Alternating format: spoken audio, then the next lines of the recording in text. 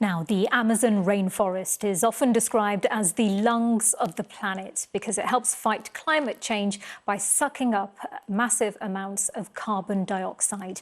Well, most of the world's rainforests are located in South America, in the Democratic Republic of Congo, and in Southeast Asia. World leaders have pledged to halt and reverse deforestation by 2030 and promised £14 billion to protect and restore tropical rainforests. Brazil also announced a more ambitious plan to end deforestation, which has been on the rise under President Jair Bolsonaro within 8 years.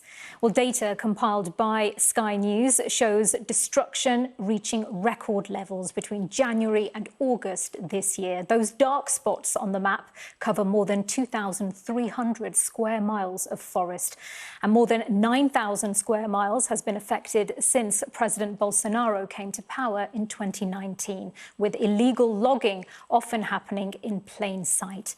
Our chief correspondent Stuart Ramsey has been to Trairau in the Brazilian Amazon and sent us this report. Enormous trucks battle their way through clouds of dust on a rutted and cratered road, the BR-163.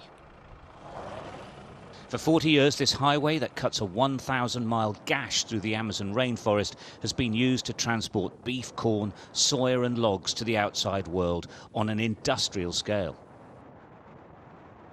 In its wake, the forest has been destroyed. This is Para State in Brazil's Amazon. The open fields tell a story of mass exploitation of natural resources, but it always starts with the cutting of trees. And despite worldwide condemnation, it continues unabated. Driving the BR-163, it's easy to see the burning that precedes the logging that will soon follow. It's illegal, but they don't bother to hide it anymore. Lorries filled with precious and valuable wood are everywhere. Huge logs loaded on board and taken away. We pull off the road into a newly cut section of the forest. It's a graveyard of 1,000-year-old trees, burnt to weaken them and then cut down. The loggers will return at night. These trees are worth a fortune. Their size is staggering, but they're all dead now. Legal or illegal logging, it makes no difference. These trees will never be replaced. The forest can't defend itself.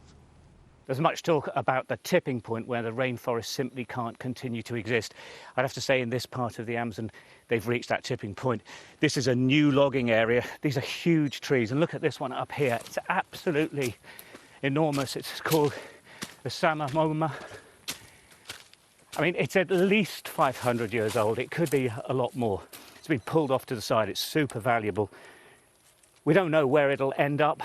It's very possibly, though, going to end up in a shop in Europe or the UK or the United States. And we're not even hiding from the main road here.